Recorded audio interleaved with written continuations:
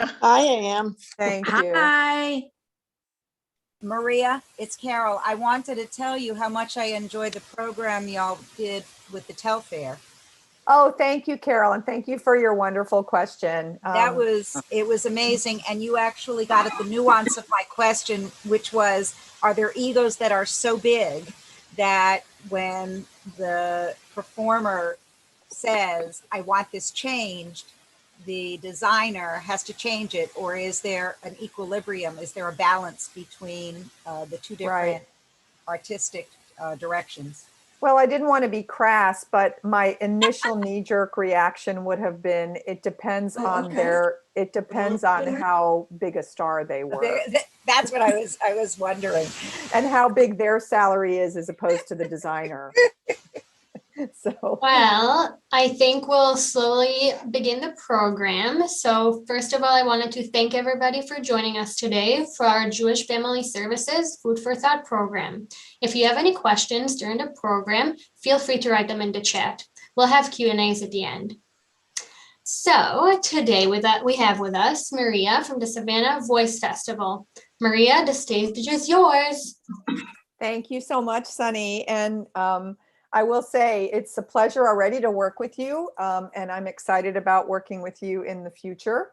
Hopefully live with Food for Thoughts. We've had many years of coming into Thursday lunch at 1 o'clock.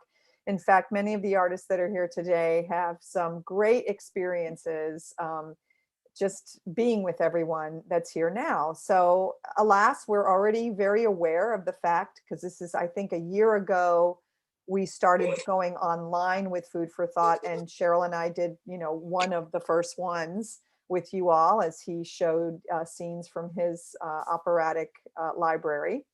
And, we're accustomed to this. So what I thought would be an interesting program for today, as you saw, it says from stage to screen.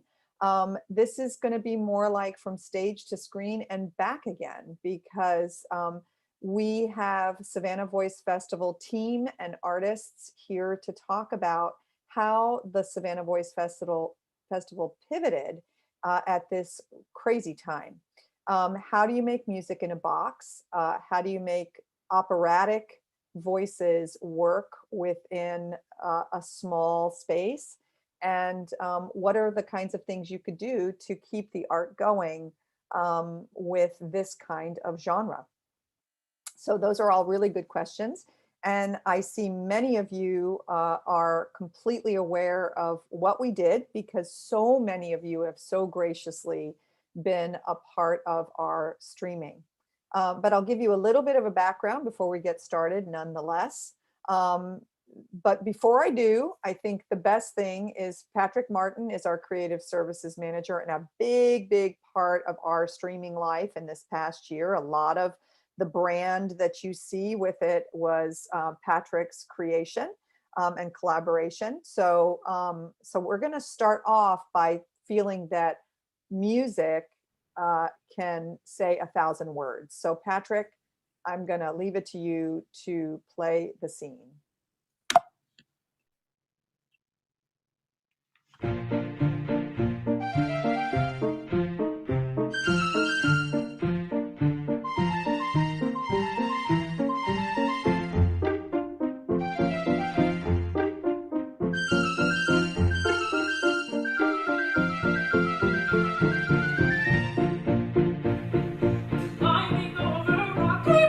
Skipping river that takes fountain, passing where the willows quiver, passing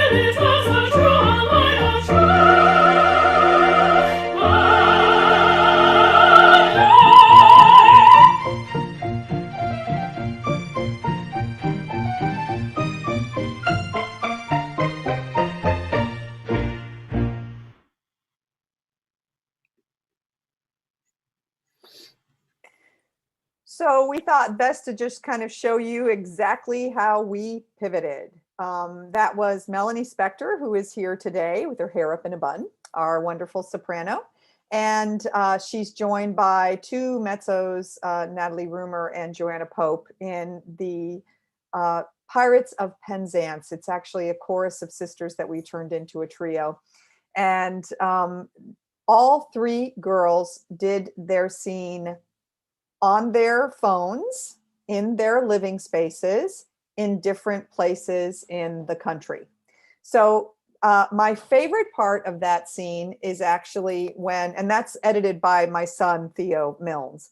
So when Melanie actually stops the whole scene by doing this, and it clicks off. So that's an editor's direction, right? Not necessarily Melanie doing anything except doing what she was directed to do. So Melanie, I want you to just tell us in a few words how it felt to sing to nobody as you kept turning different directions and having a wonder. I mean, it really looks as if you're communicating with your colleagues quite excitedly and in a fun way. But of course they weren't there. So tell us about what that feels like.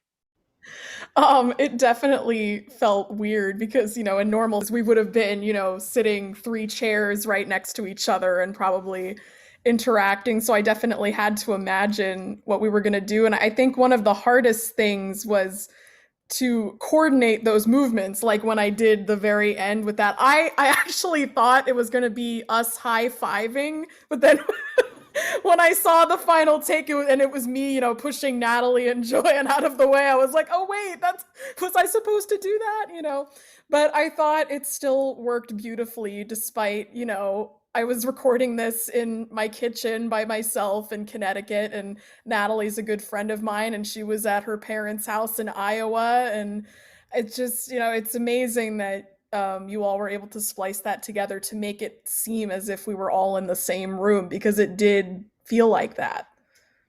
Well, and I think the job of the editor is probably, one of the hardest because, of course, what happens is they have to look at the raw footage and somehow make it all work together. And in the case of the high five, I'm glad you said that because it was supposed to be a high five. We got on a Zoom call, the four of us, the three singers and me, and we made the decision that they would end in a high five. And Melanie was the only one who high fived.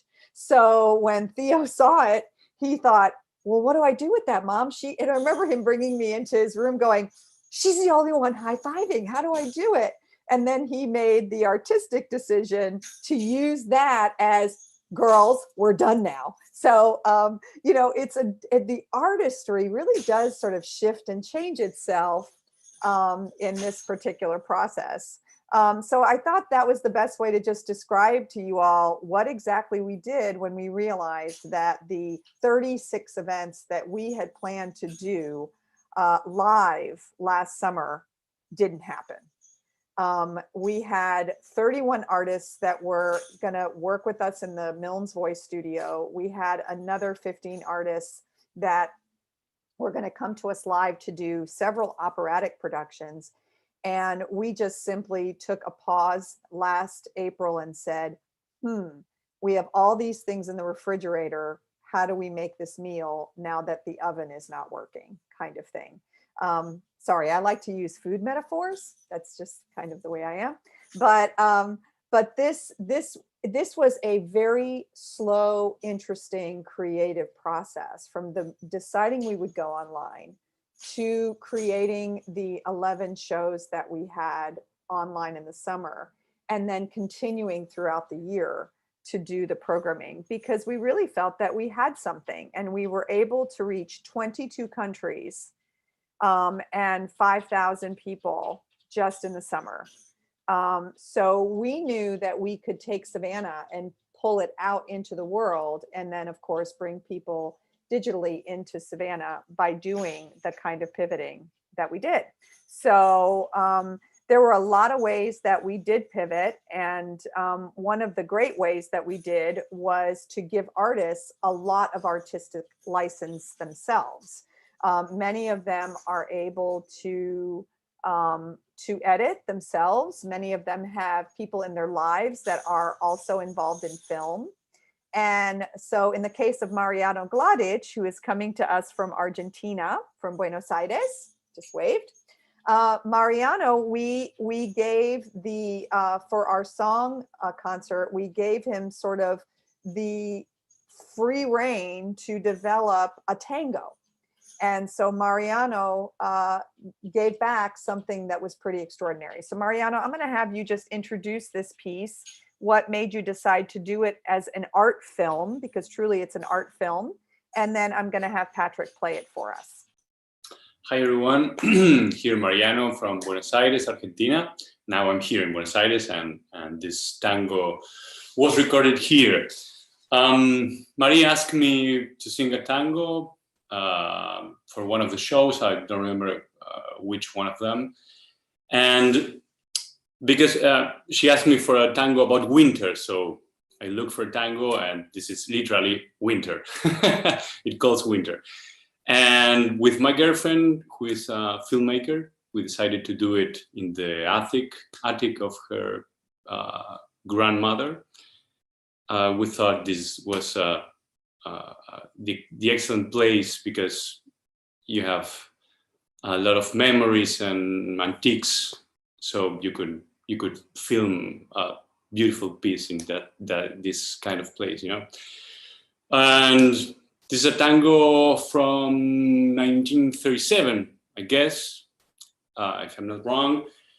And you will hear a piece which has sad lyrics, but the music is not sad because in that time tango was made to be danced.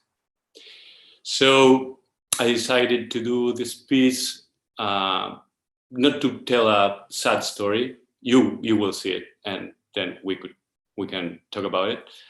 And maybe it's better if we see the piece and then we can talk. Absolutely. So Patrick, roll it.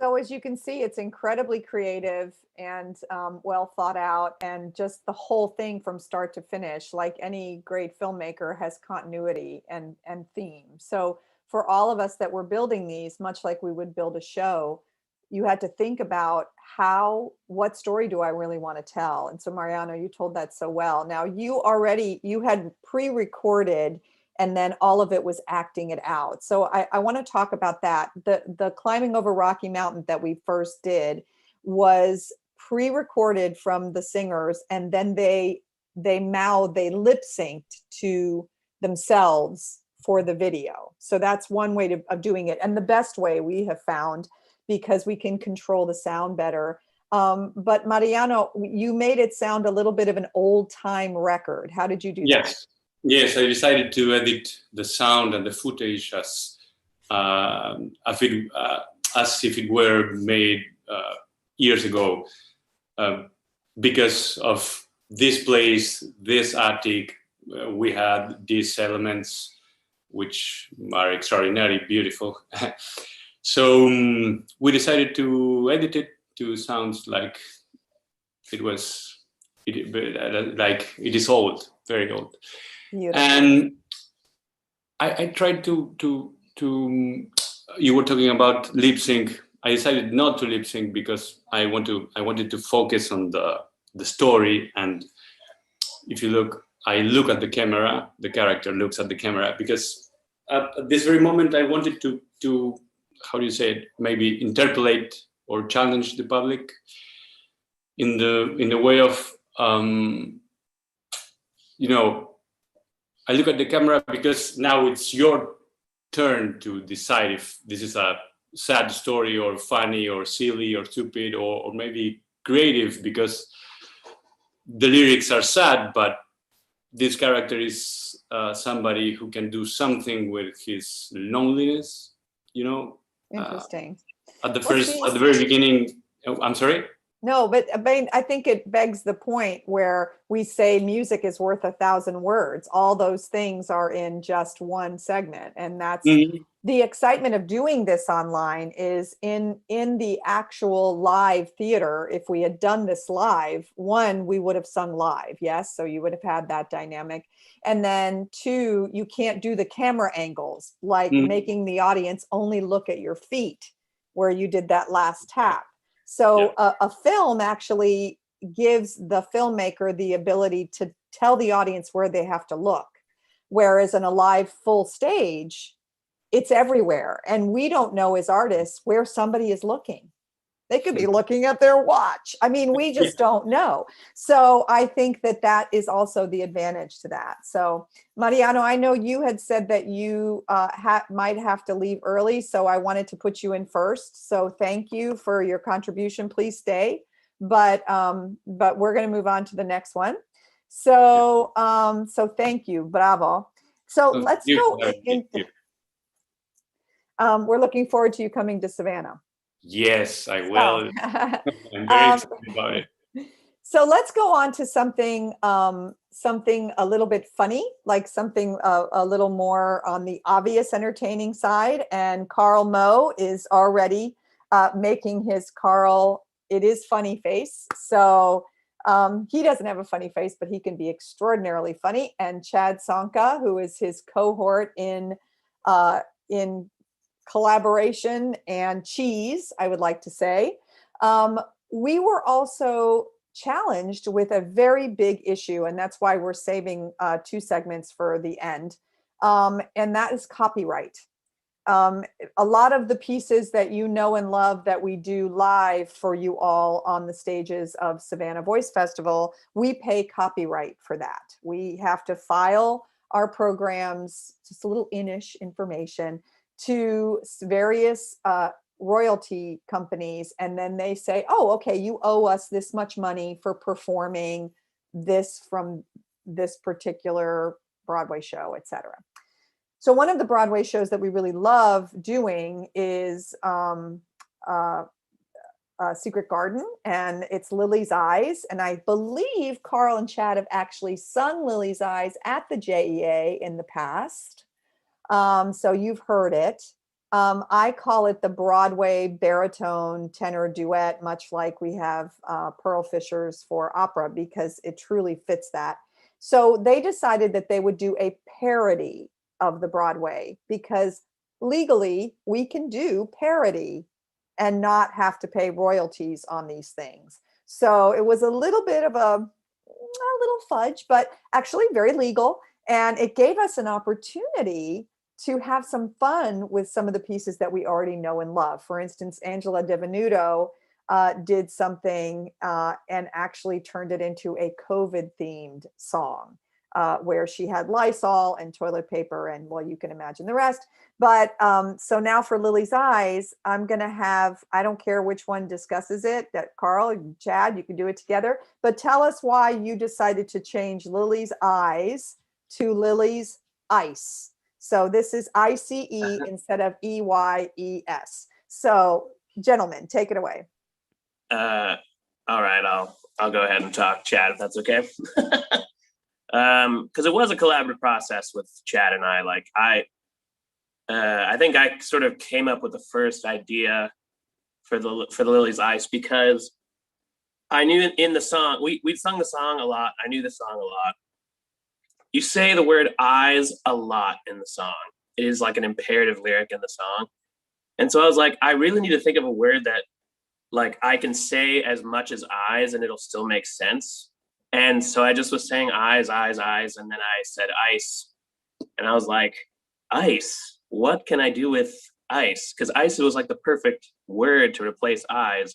But so that was the seed, like the idea of like, I just need to make ice work somehow.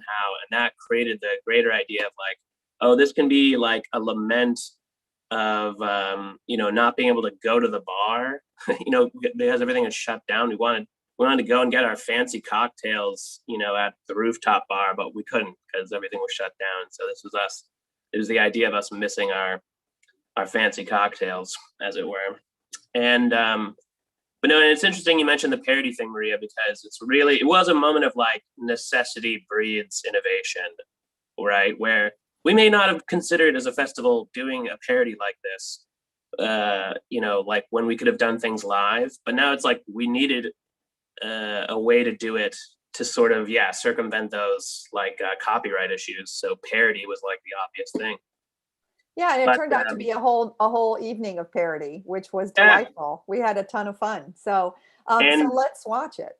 Yeah, let's do it. Okay, Patrick.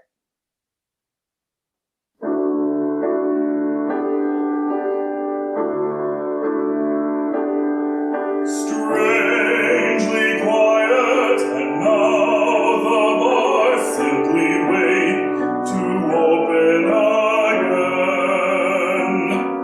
Standing waiting, I think of beer, I think of Bloody Mary.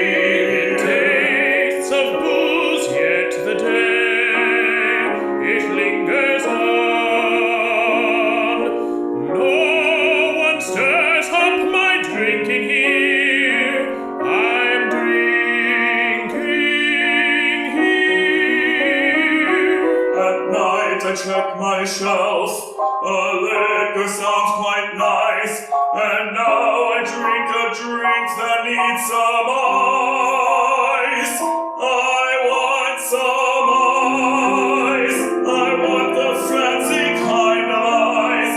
That ice that saw me happy long ago. That ice that's super clear and made to fit the glass. How can I drink this scotch and miss that fancy? I want some ice. That perfect cubic kind of ice. That ice that keeps my drink forever cold. That ice I fear I'll never ever see again. How can I drink this gin without some fancy ice? This boring glass is empty. My joy's gone away. A garnish of a squeezed out lime and no more Tanqueray.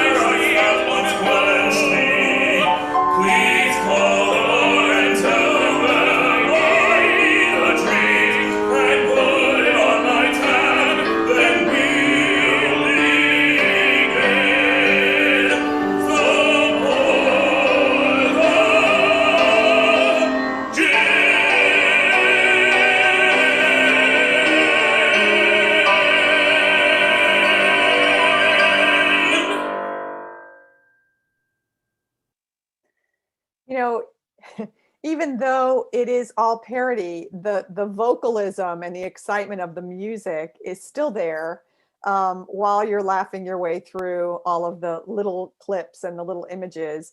So just so you're aware how this works, it's not a random shoot. What we do in the beginning is we create what we call shot lists, just like you would for a normal filmmaking situation, where you have to write out what the shots are that you're trying to get. And I don't know how many shots were in that particular segment, but there were quite a few, right? How many would you say were in there, Carl? I think each of us had to do like a dozen. Yeah, and then it had to be put together. So, Yeah. you know, a shot list, and that's not to do with the ice and the pour, but a shot list is in the photo shot. And then with that, you know, you have to put it all together. And then if Carl did edit it himself, but if, let's say, one of us was editing it, then we'd have to collaborate with the director, who was Carl and Chad, and then put it all together. So it takes a good, from beginning to end, deciding what to do, getting the shot list together, getting the shots done, getting the audio done, getting the editing done. I would say it's a good month per segment. Now, of course, we're not working on it 24/7, but just from the process, from inception to segment, each one takes about 4 weeks. So think about that when you're watching these things. If you've got a concert of these kinds of scenes and there are 22 segments, that's a lot of work and a lot of time spent on one particular thing. That's why when we finally get it to go to fruition, we're so excited, because it's just fun to see it come from here to there. So let's thank you so much for that, guys. Let's move on to the next one. This is actually I'm gonna stay with Carl, because we're gonna go on to our holiday show was filled with all sorts of Judeo-Christian heritage, of course, but then also we want to do some things that go across the board and not just about Christmas. So our artistic team decided that Biddy Bum would be a really fun piece to do, you know, to celebrate the Hanukkah season. And we gave it to Carl because he wanted to do more editing as well as the singing. And he came up with this particular concept, which I think was one of the hardest edits of the year. Patrick's got a few, but Carl, this one was tough for you. And I imagine that in the actual application that you were using, there were all these jagged edges. And when you watch it, you'll see why. So this is Peter Lake, Jonathan Walker Van Kuren, and Carlton Moe in Biddy Bum, that traditional song.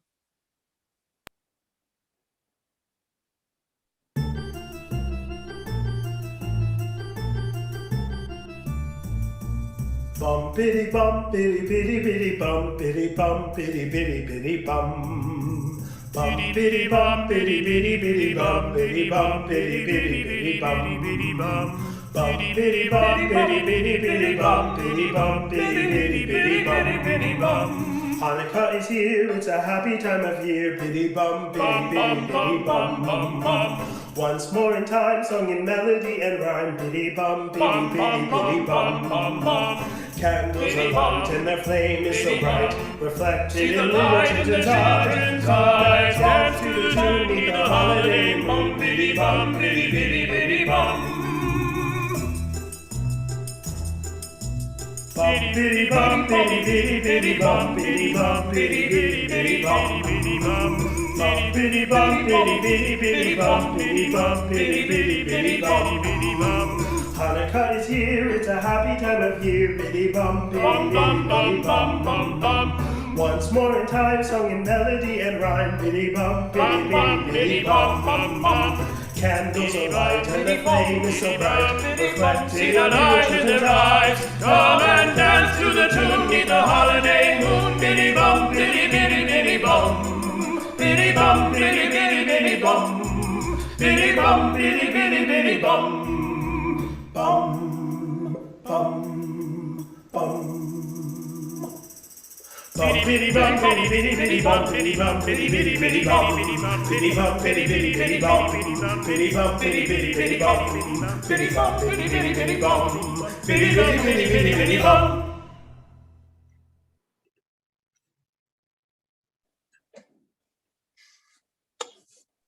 I find that just to be so much fun. It's just so much fun. You could put that up to any TV spot on SNL or any of those things, and it's just absolutely adorable. And we have several of those kinds of scenes that we've done throughout the year, and they're ultimately my favorite because I know the work that's involved in doing it, which makes my jaw drop every time, but also it's just so much to look at. And the music, when you can allow the visuals to match the rhythm of the music, there's something very satisfying to watch, right? So Carl, tell me, I have to ask you, how long did it take you to actually edit that segment? Oh my God. I mean, probably at least 20 hours of just editing, like maybe more. That's Because, crazy. like when you're editing stuff, you got like a timeline, and there are probably like 10 different parts of this timeline that were all the different like black squares that covered up parts of our faces. Like it was an easy shoot because we just had to like record ourselves like this, but then it was just all editing after that. And yeah, I mean, at least that in all, but over the course of like, many days. Yeah, it's just crazy. But I particularly love the fact that, the eyebrows move in a certain way. And then Peter Lake, every time Peter Lake goes sideways, I have to laugh. So it's so great because it doesn't just exist in time. It's there for us to enjoy. And I will remind everyone, if you're a Voice Society member, that you can actually go onto our website and use your password and watch these. They're available to you to watch anytime. So, we hope that our members will take advantage of that. And if you're not a member, become a member because it's really fun to have these things accessible to you. So from there, let's go ahead and move on to the Berenstain. So I'm going to send Sunny a note here. And I'm going to actually ask Patrick to talk a little bit about the editing process.